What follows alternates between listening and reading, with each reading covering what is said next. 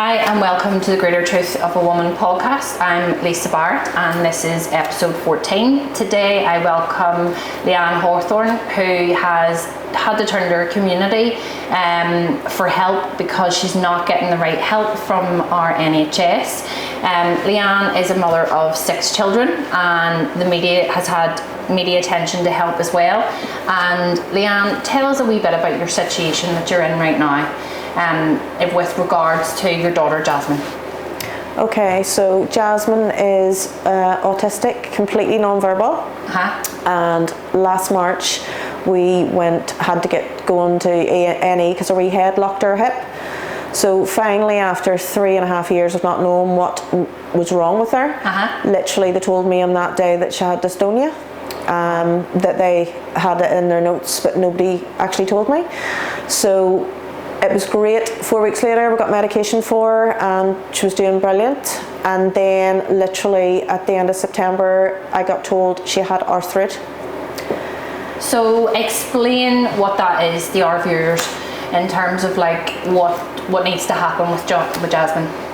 Okay, so arthritis is a food restrictive disorder, and it's kind of like anorexia in children. Okay. It can be linked with autism, but Jasmine's is so complex. She's just it's just doing as an anorexia thing. Yeah. So she's literally limited now to 3 different types of crisps, and that's it per day. And Jasmine is 9.5 years old, isn't she? Yes, she's 10 in April. Oh wow. So tell the viewers what Jasmine needs and what you can't be provided here in Northern Ireland without waiting for 3 years when your daughter can't eat. Okay, so I was told that Jasmine needs an urgent peg fitted, and I was told by the paediatrician it would be 3-year waiting list for an urgent peg, and my paediatrician told me that I had to fundraise. And I was just totally like, fundraise? I've never done anything like this before. I don't know how to do that, you know. So they're telling you just to fundraise? Yeah, to fundraise, yeah. So I literally had to take like 2 weeks to process that, and then I set up, my daughter helped me, set up a GoFundMe to try and help raise the money so we can go over to London Hospital, to Portland. They have a whole ward for pegs to be fitted. But it is very, very expensive to just be going private. That is unreal, and it's crazy that, you know what I mean, she's obviously is like anorexia, so I mean if she doesn't eat, she is going to deteriorate, her bones are going to deteriorate, and you know the rest. Yeah, she already is deteriorating, that's what I'm saying. She's literally losing 200 grams per week. Her hair's falling out. I've told them this. She bruises so easily. Like she would always like jump down the floor on her wee knees and walk on her knees, and she's wee bruises all over her wee knees because she's no meat on her body. I mean, like when you could put your finger down every single bump in her spine. She's so thin, and she's literally, her clothes has deteriorated because she was big. She went from wearing 8 to 9, 7 to 8, 6 to 7, and she can wear a 5 to 6 around her waist, but because her arms is like longer, I have to get her the next size up. But I mean, the 6 to 7's hanging off her. It's absolutely awful to watch. And at age, she's nearly 10. Yes, nearly 10. She's nearly 10 and she's 3 stone. Yeah, 3 stone. So scary. That must be such an impact on your family. And you are a mother of 6 children as well. Every single day it affects us, from we wake up in the morning till whatever time Jasmine gets up at, because Jasmine can get up at 11, 12, 1, and when Jasmine gets woken up, or she wakes up, that she will literally go through the next night until she's going to bed again.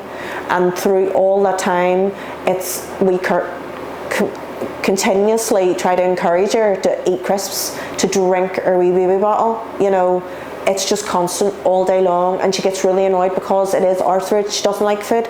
The paediatrician has told me, and the surgeon, that Jasmine will never like food. So whenever I do get her the peg, we will have to be doing night feeds on her, because if we're sitting at the table for dinner, Jasmine will come over and literally try to take the plates and smash them. A cup of coffee, anything on that table, anything associated with eating, she doesn't like. She gets really angry. Because she's repulsed by food, basically, because of her condition. Hates it. And you have only become aware of this at what? Only a couple of months ago, really? Yes, a couple of months ago. And I've been fighting from she's been 1. Going to dietitians, going to paediatricians, and it's been absolutely a nightmare. It wasn't until it was a doctor that changed, and then I actually met Dr. Freese. And as soon as I met her, she literally was like, I'm not happy with her weight and her height. She shouldn't be like this. She's going to need to come into the hospital. She's going to need to be tube fed. And I just burst out crying, because I was like, thank you so much. I was just so grateful that she noticed, like she listened to us. You know, we needed the help, and somebody finally said, this isn't good enough. She needs more. Yeah. And that's why I was just totally... And you just feel like no one's been listening to you from the very start? Listened. No. From she's been born, but I mean specifically we tried to wean her until she was 1, nobody helped. So she literally really hasn't ate then from she's 1. No. She was repulsed by food, and then she just developed, she eats Chris. That's it. And that's it. Chris, that's it. Nothing and is else. that common for this type of like diagnosis? Is there like a... Yes, but Jasmine's very, very severe. She used to drink shakes, which we recommended to the dietitian and to Dr. the paediatrician. Yeah. And she was like, okay, that's great.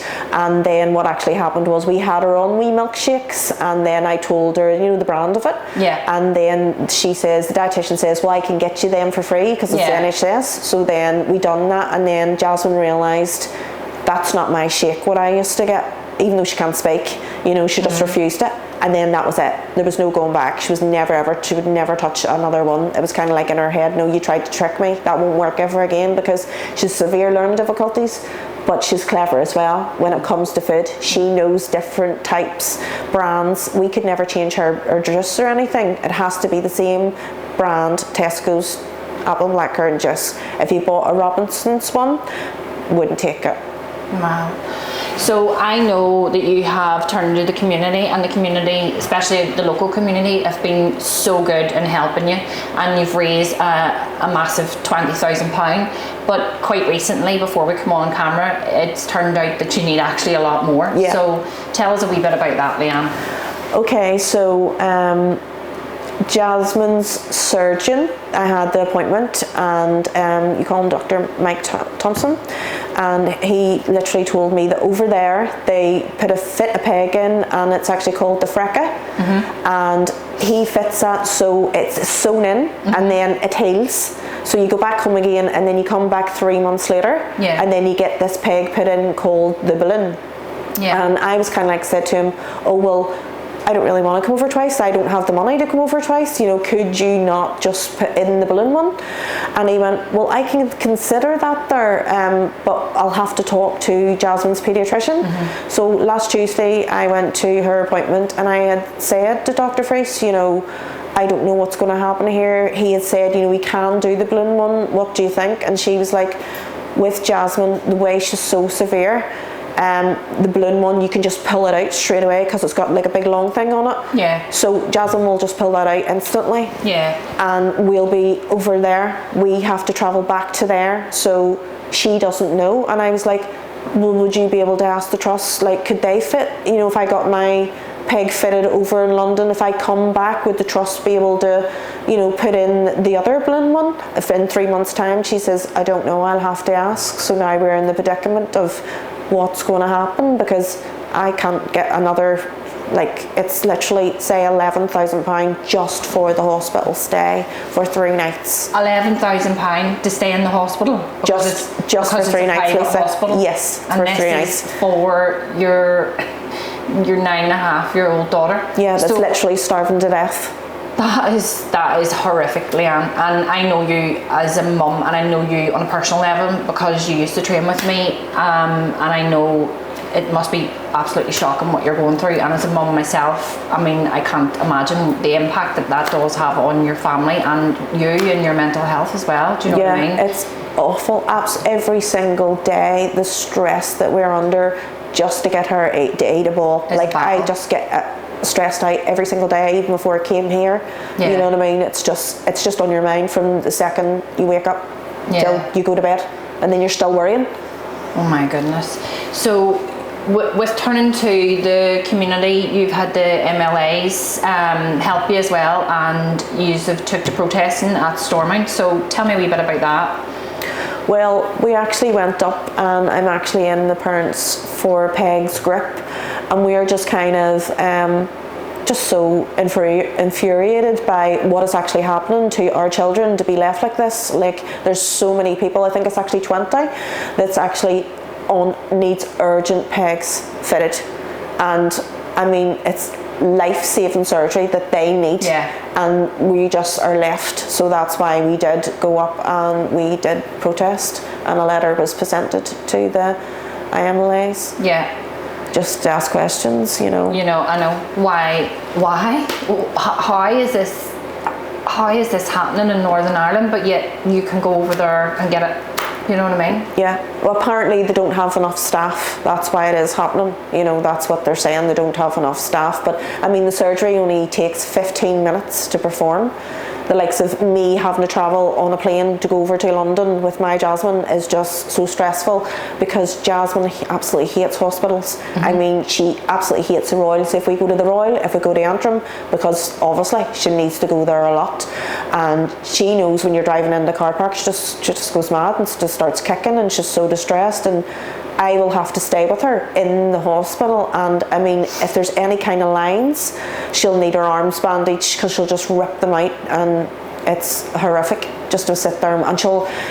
And she's been in before because she had cellulitis and she nearly died, so they drilled in through her nose, and they literally bandaged her whole hands, her wrists, because she was ripping out, the lines for IVs and stuff, and she wouldn't eat one single thing when she was in that hospital, and I had to beg them to let me out, and it was Christmas Day, and they let me out because I was one of the last people, the last people to get out in the ward, because I knew, I said to them, if you just let me out, I know she'll eat. And they were like, are you sure? And I was like, yes, definitely, I just know. So as soon as we got her back into the house, like, she just, honestly, she was like a wee hamster. She just got her crisp and she was just eating like that, and she was drinking. But it was the stress of being in that ward. The hospital? Yeah, just far, far, far more worse. That's why I'm just dreading the fact that I have to go over here and it's going to happen again.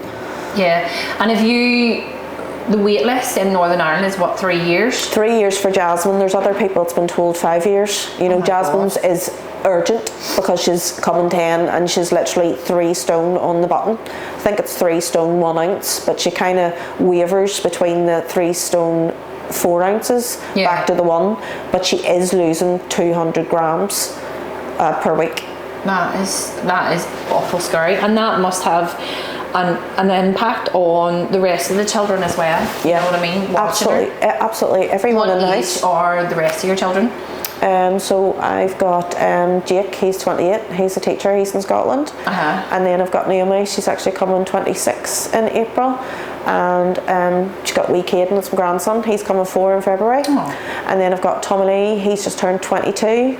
And then I've got Tamsin, she's 19, she works with the kids. And then I've got Jasmine, she'll be coming 10, and then I've got Jackson, and he is 8, and there's 14 months and 2 days between them two, so they're very close. Aww. So that must be really hard for him to watch his big sister go through that. Yeah, well, he has severe learning difficulties too, and he's actually pre-verbal, but he really understands emotions. So if I was to get upset, he would get upset, and he would be totally horrified, and he knows when Jasmine's not well, and he would actually cry if he sees her like being sick, or like if she's just not well at all. He would call her, oh, Jazzy doll, it's the way he pronounces it, he always calls her that, but it's so hard to watch for absolutely everybody. You were saying that because before we came on camera, you were saying that because things have drastically changed, the goalposts have basically changed, because you're going to have to raise more funds or seek more from the community, and you wanted to thank because you're up to now, you've raised £20,000, haven't you?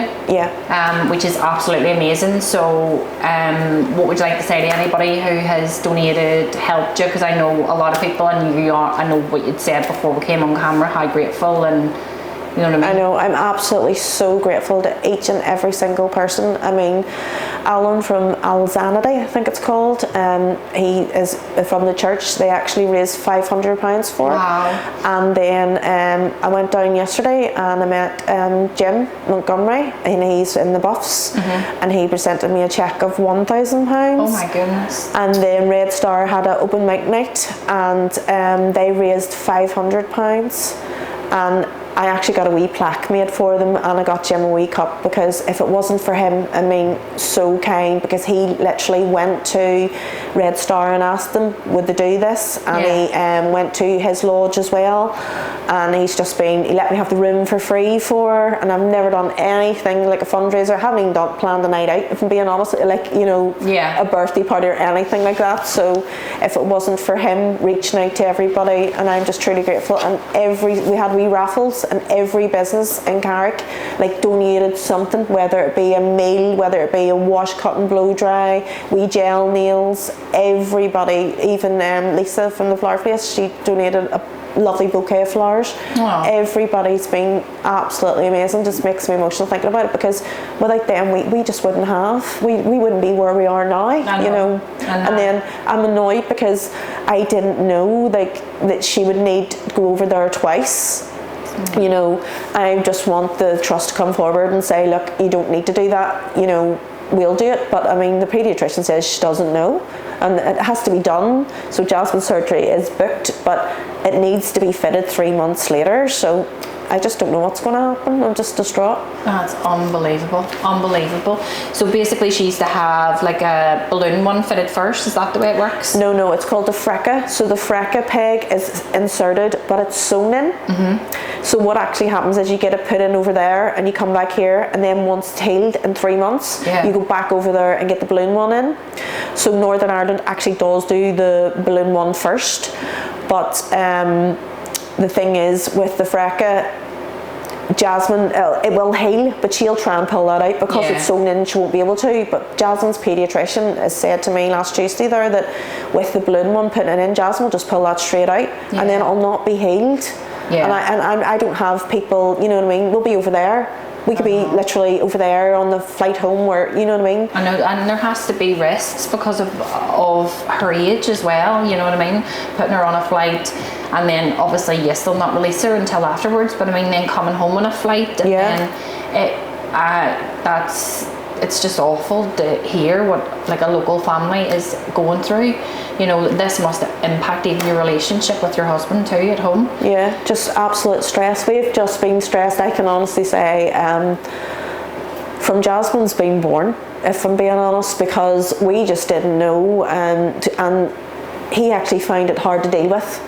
That Jasmine and all these diagnoses, you know what I mean? He was like, oh, she'll be all right, and I just knew. I knew from 6 days old. I was like, no, I knew instantly there was something more with her. Lying on the floor, couldn't sit up, couldn't nothing. She was just a big child that couldn't even sit up, Lisa. Like, she literally had no balance, and I was literally phoning everyone. I was like, she needs this, she needs that, she's not doing this. I fought to get her diagnosed. She was diagnosed at 22 months with autism and severe global mental delay. And if I hadn't fought and got the wee videos to say, look at her, this is what she's doing, she wouldn't have been diagnosed, because it's a very long waiting list for that too. That's very true. It really is. Yeah. And it's scary. It's as if it makes you think, and from COVID, it makes you think that it's almost as if we are being pushed into a private healthcare system, because so many people who need urgent care or surgery, or the waiting list is absolutely scrutiny. Do you know what I mean? I mean, that's for adults. Children, you don't think, well, I haven't really come across the same, but I mean, I suppose I haven't looked at it before. You know, so I just can't imagine what it would be like for you. So it must be absolutely awful. So it must. Apparently there's 90 people in Northern Ireland that need these pegs fitted, and I think there's actually 20 that need them urgently. So yeah. So there's 90 people with the same or 90 children with the same condition, really? Well, different conditions, but they do need the pegs. Yeah. For all different reasons. You know, they've all got different complex reasons and whatever. So yeah, that's why it was actually Matthew Shepherd. He reached out to me, and if it wasn't for him, honestly, he's been like a godsend to me, because he reached out to me, put me in contact with the right people, telling me about his group, you know, explaining, just helping with absolutely everything, because obviously I've never done this before. I don't know what to do, you know. Yeah. So is this the person that runs the... He's one of the people, that's in the Parents for Pegs group, and that we're trying to fight to get better healthcare for our children. It's unreal that you even have to fight to get it. I know. It really is. It's an absolute joke, honestly it is. For something, to me, it makes me annoyed, because it's really a 15-minute surgery that can be done here, that I had to ask people for money. Like, that's not me. I don't ask people for anything. I don't ask for help, even when I need it. And it's not me, not my personality, but like, that's too much pride. So when I had to reach out, like, I just find it's awful, you know. Yeah. As a family, it's impacted you in every single way, and as you say, it's impacting your mental health as well, and it's awful, Leanne. My heart goes out to you. It really, really does. What, before this all kind of came to head, what is like a normal day for Jasmine? Does she go to school?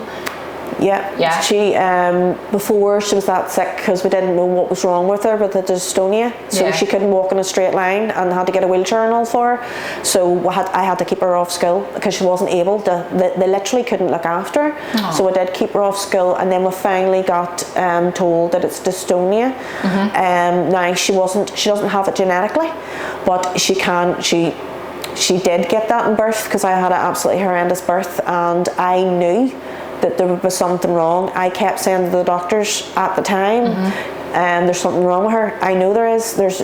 I didn't think she was going to live, being honest. It was all absolutely horrific, and I kept myself stopping breathing, and literally the red buzzer was going off, and I remember the nurses over and my husband over going, wake up, breathe. You know what I mean? I was actually not breathing in labour, and they didn't give me a cesarean section. It was absolutely horrendous. Do you know what I mean? So this has really been going on from, you know, you were in the delivery suite. So this is basically the root cause of how it's all led to this. That's awful. So from going from 6 days old and then till 22 months, what happened kind of next with Jasmine? Because I know you talked to the Belfast Telegraph about Jasmine's journey in life and the fighting that you've had to do along the way, and in some ways 9.5 years isn't really a long period of time, but I mean, in terms of illness, it's a very long time. Yeah, it is. Every single day from me and my husband wake up, it's Jasmine. We'll have to get Jasmine up. She's very, very routine. Everything, she takes all different kinds of medication, and it's just complete encouragement to get her to eat, to get her to drink, just to get her to do anything, just to get her to get clothes on, Lisa. I mean, she's so set in her wee routine, even at the weekends.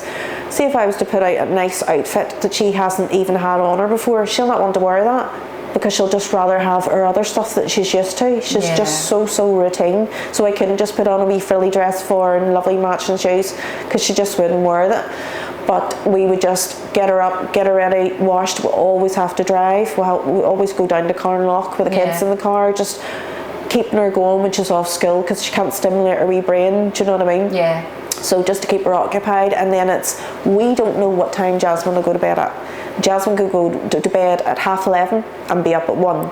Jasmine could go to bed at 9:30 and she could wake you up at 11, and then she will go from 11 right through to the next night until it's routine to go to bed, and then she'll still go like an hour or 2 hours later than actual bedtime.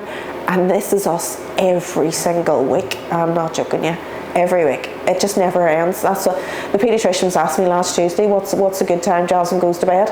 And I went, whatever time Jasmine settles to go to bed. There's no routine whatsoever. We don't know. Our lives are just Jasmine and what Jasmine needs. And funny, I like when you came to me in here training, but you also came to me when I worked in the gym in Belfast, and I remember him having for you to get an hour's break, and I mean that's before even you've had all, and to work through all this, he had to go and drive her about just for you to get an hour's break. It's the same now. That's what he does. If I want to go anywhere, he'll just take them a big massive drive, and he times it, God love him, because he literally would be like, right, well that took me half an hour to get here, and then he'll just turn around and then drive back again. He knows what time to, but it's just routine for us. It's just so, that's just the way it is now, you know. It's just so hard. Yeah. Do you have any like support where they can take the kids for like an hour for to give the both of you time, or do you have anybody that would do that for you? Yeah, well, or would Jasmine even settle with? I have obviously have my mum and dad and his mum and dad as well. You know, our breaks would kind of be like he would take them out drives, or my mum and dad would take them out, and vice versa, and his mum and dad as well, even just taking them wee drives in the car. Jasmine would go to my mum's. Yeah, just things like that. That doesn't happen once every 2 weeks or whatever, but yeah, that's the only thing. I actually did ask them for a respite for Jasmine and Jackson, and they told me no. They literally says, well, no, you're not struggling enough to get respite, you know. Oh my goodness. I know, I'm not even joking. It's been really, really tough, because I was like, I can't believe this.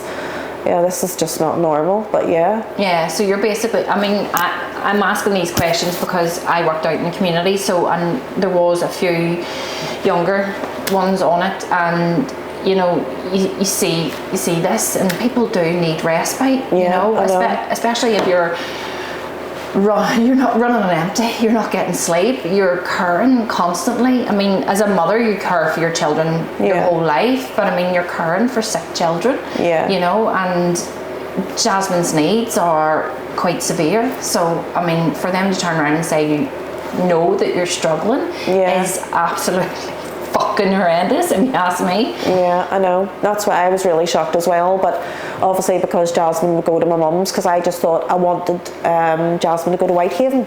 Yeah. With her and Jackson together, because I mean, the both of them's hard work. My Jackson would literally run at me sometimes, and I mean, he's a big lad. He's only 8, but he's like about 7.5 stone, so he near knocks me flying all the time. But they were like, no, not entitled to go to Whitehaven. You would only be entitled to Whitehaven if you couldn't, if you told me you couldn't cope with your kids anymore and you want to put them in the car. Like, I'm not going to say that. No parent's going to turn around and go, right, well, you can just take them, I can't cope with them no more. So he was just like, well, you can cope, so you're not entitled to Whitehaven. Yeah, people can cope, but this is it. People can cope, and especially, yes, you love your children and whatever, but you do mentally need some kind of break, you know. So who's in charge of this? Who told you no? Is this just social services? Just social services. Yeah. That's scary.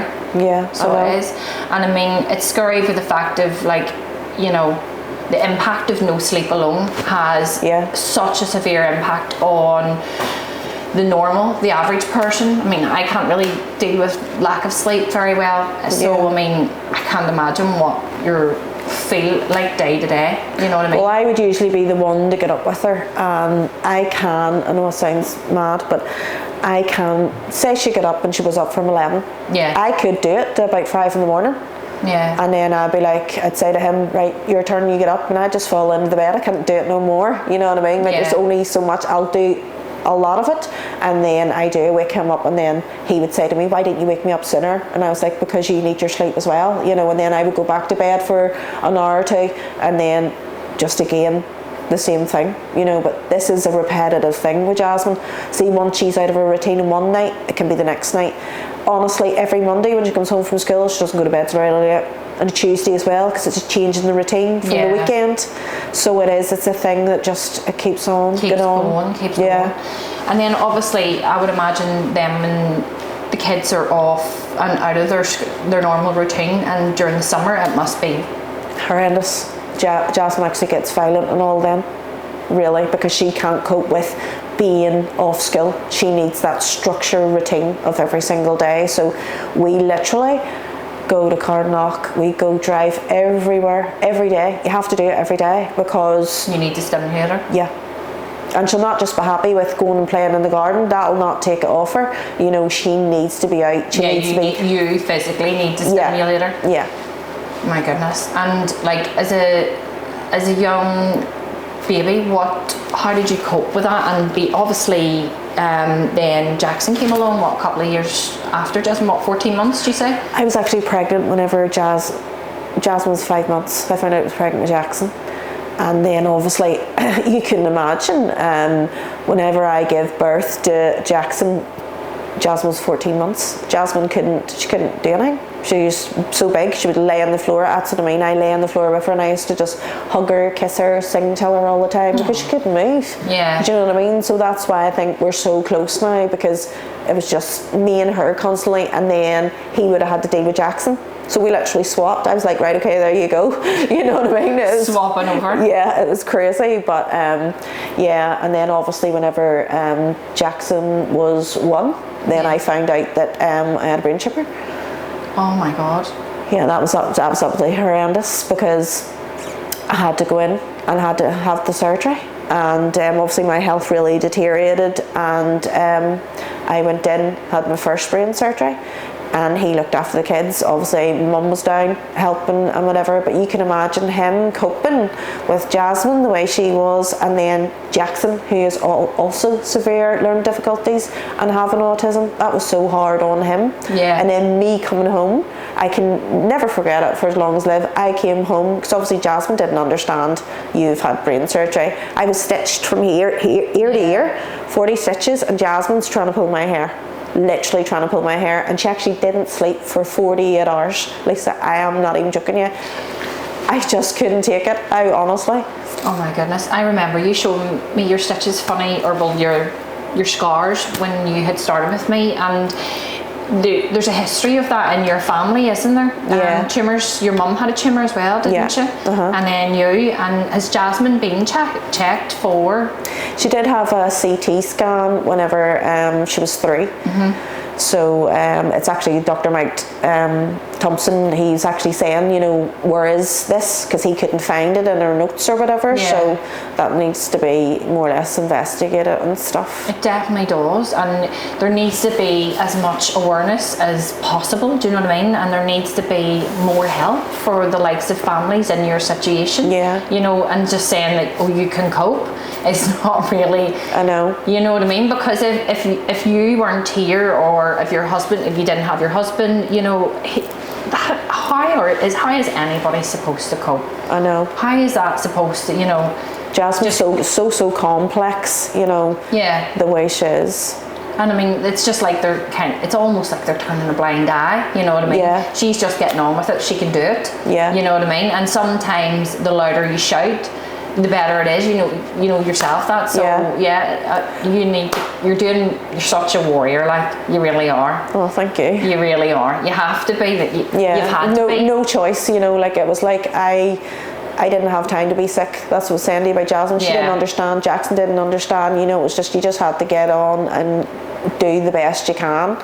Yeah. But it has been really, really, really difficult. And just looking back of like, for the past nearly 10 years, this has been going on with Jasmine, because she has been so complex from day one. You know, whenever I used to feed her, she didn't just settle with the milk. You know what I mean? I just felt it from her, and obviously because I'm an experienced mum, you know, I had 4 other children in front of her. I just knew, I just felt it instantly, there was something wrong. But there's a mother intuition as well, do you know what I mean? A mother knows when her baby's sick, you know, so... And it's horrendous that you've had to go through such a journey to even get to here, to find out that first of all it was £20,000 and now it's possibly £40,000. Yeah. And like even going back to like staying in the hotel is what, £11,000? No, the hospital's actually £11,000 just for the hospital, but I did just price for the hospital stay. Yeah. The hospital stay is 11,000. Yeah, and that's not including then the surgeon's fee. That's not including like the anaesthetic team or whatever. And then I mean general tests. It's just very, very expensive. You know, I have been looking around. Obviously, London is so dear. Mm-hmm. You know what I mean? It was actually Matthew had said to me, you know, he knew really, really good hotel, and I literally typed in what he had sent me, this hotel, and it literally is coming up £2,238 for 5 nights. And I was just totally like, I will have to talk to him about that again, because I was like, you know, I don't know what time of the year, you know what I mean? Yeah. Can that change? I don't know. Yeah. So in terms of like, now you've raised 20,000, and if it's needed to be 40, how soon can Jasmine get this surgery? She's actually booked for her surgery. Oh, is she booked? Yes, she's booked, yes. But the thing is, I actually wanted it done before that. Yeah. But because Jasmine is so complex, there's so many things that needs done before she goes over there, you know what I mean? And the team have to be waiting. I'm ready to take her on for whenever I come home with her. Straight away, you know, because it's literally going to be, you want to get the plane back, and then she's literally going to have to be taken to, you know, the paediatrician, this, that and other. Obviously we'll be trained on how to work these, you know, the peg, and do the peg feeds and all this here, but they do need to be on standby. Everybody needs to be on standby, like the nurses, paediatricians, everyone. Oh my goodness, that's unreal. And I mean, it's major surgery, but not only that, I mean, to get this surgery, how is it going to impact changing your life? Because it's going to make things a little bit easier in terms of like feeding her, you know, and the worry that, you know, that she's not constantly losing weight. You know what I mean? Well, apparently the surgeon says that she's going to need this peg, and she's going to have this peg, not specifically the one peg. She needs this for life. So it's a thing, she'll never ever like food, and she's going to have to be fed at night time during the night, because she absolutely hates food that much. Obviously arthrid isn't recognised in Northern Ireland, so you know, it's just like a new thing. I had heard of it before because my friend Megan actually turned around and says, I think Jasmine has arthrid, and she sent me like this wee picture of you know, like a wee video of this little child, and social services actually took the child off the mummy because she wouldn't drink her shakes. And I turned around to my paediatrician and I was like, oh well, I hope we're not going to be doing that with me. And you know, she was like, oh no, Leanne would never do that, you know. And I was like, I know, but I actually signed a wee petition to get her like released from social services, and she says, no, that'll never happen. You know, you're doing everything that you can for Jasmine, you know. We know that. You really are. You know what I mean? As you said, you have major pride, and you never asked anybody for anything, and you've had to turn to your local community who have really helped you. You know, that is a big thing. Yeah, it is such a big thing, but it's really been affecting my mental health more so at the minute, where I have been really tearful. I've been really down and just struggling to cope with what all's going on. You know, it's a lot to deal with, you know. Every single day, you know, in life, you have to worry. How much has she eaten? How much has she drunk? You know, I said to my husband this morning, like, I'm really worried about her. She didn't really eat before she went to bed. You know, this is the kind of conversations that we had. Go on day and daily, I know. And like, here we're basically in the middle of Christmas. I mean, I'm sure you can't even think about like trying to even deal with Christmas. See, to be honest, no. And this is what I said to my mum the other day. I was just kind of like, I can't even process Christmas. I can't even, like, literally buying people presents. I can honestly say that I literally haven't really bought the people that I usually would buy so much of. And I haven't, because even the food shop, I can't even process, because all I can think about is Jasmine, she's not well, blah blah blah, you know. It's just so stressful. I can't get my head around this Christmas at all. No, I can imagine. And you were saying off camera as well, like even when you were out shopping, you've been like misplacing stuff and doing silly things, which is, it's bound to have an impact on you that way, Leanne. Yeah, just losing stuff and getting myself in a state because I can't remember where I've put the stuff, you know, in the first place. Just like simple letters or my purse, you know what I mean? Stuff like that there. Like, I'm just doing really silly things, but I think my mind's just completely occupied. Yeah. And you've done an interview. You did an interview, with ITV, wasn't it? Yeah. ITV. You did one for the Belfast Telegraph as well, and you Carrick Times. Yeah. And then it was actually Jason. Jason Hartley. He's been really helping me out as well. He was like, have to thank him as well, because he's been absolutely a wee dope, just doing printing stuff, doing stuff for me, you know what I mean? Yes, I haven't forgotten anybody. Yeah. You know. So biggest shout out to you, Jason Hartley, because I seen he did the ballot as well. Yes, he did. Jason's so good. Jason made my new website as well. So, and he's such a kind soul and a very giving person. So yeah, so he's absolutely great. He's absolutely amazing. I was actually talking to him about you whenever I was down at the fundraiser. So yeah, we were talking about you doing Recce and stuff. So yeah, he says it was great. You can come up here and I will do a healing on you. Oh, so I would need that. About definitely. 2 hours of it, Lisa. You can come up here. You're welcome to shout on me. Definitely, because what you are going through is unreal. Like I knew that Jasmine had learning difficulties and things were always tough for you, but I mean this is basically life or death. I know. When it comes to it, I know. It really is. Leanne, and it's just so long, and nobody, not like me and him, we don't really would say. Yeah. So this has just been going on and we've been struggling for so long, but we'd do it together. Do you know what I mean? And we'll just try to get on with it. But the pressures that we've both been under for so many years, you know. Yeah. It's just been absolutely horrendous. But we both know, you know, we're doing it for her. Yeah, and that's just it, you know. Yeah. You're doing amazing, because I've known you quite a few years now, and I mean, like, you used to worry about because of your tumor and stuff and your process, and you used to worry about mincing your words. Yeah, that's what I'm saying. You're a complete warrior. You really are. Thank you. You really are. Thank you. I want to thank you for coming on. If anybody wants to make a donation to Jasmine or to help you out, how can this be done? It can be done through the GoFundMe. Okay. So it's actually up and running. Obviously, I had set the target for 20,000, and then I got another wee £50. It was on Sunday there from a gentleman called Matt, and so obviously I haven't changed it at all because I was totally just in my mind. Obviously, having the meeting with the paediatrician and all, it's all just new to me, and I'm just can't believe. Yeah, we'll go and change it, but you have really, the community spirit has been really, really good. Yeah, especially in our own area in Carrickfergus. Yeah, you know, every single business has, you know, been so grateful, giving me all the wee donations that we raffled off, and it was amazing. And we actually raised out of the raffles, and then Jim actually had 2 wee buckets in the buffs, and it was £776.52p. Wow. So yeah, and that was all. I really just, if it wasn't for Jim, you know, and reaching out to people, I'm just so grateful to him and all of the businesses, every single person that's helped, even a liking and shares. I've actually had people that's actually not my friends, and they have just donated £5. You know, every penny counts. Yeah, I've even had someone and donated £1. Do you know what I mean? Yeah, and it was.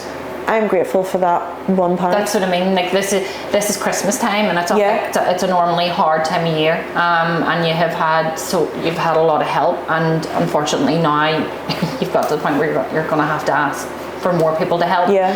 And Leanne, you should be proud of yourself. You should. I know you're struggling with the feeling of pride of asking out, but this is life or death, and you know that yourself. So I know. And you're such a warrior, and it's amazing you coming even on here and talking about it.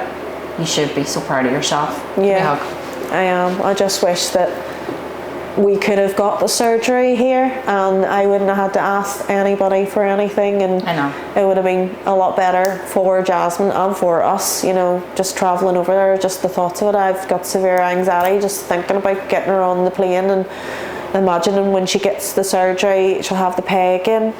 She's going to be trying to rip it out, Lisa. Yeah. Do you know what I mean? It's going to be stressful. It is, but hopefully that you'll get to this target soon and get this surgery done, and very, very quickly. Yeah. And we'll maybe have you on again after you've had the surgery. Okay. And we can talk about it. But thank you so much for coming on. Thank you for having me. You have been so good, and you're an absolutely amazing. You're doing an amazing job. Thank you. You don't make me cry now. You did so good.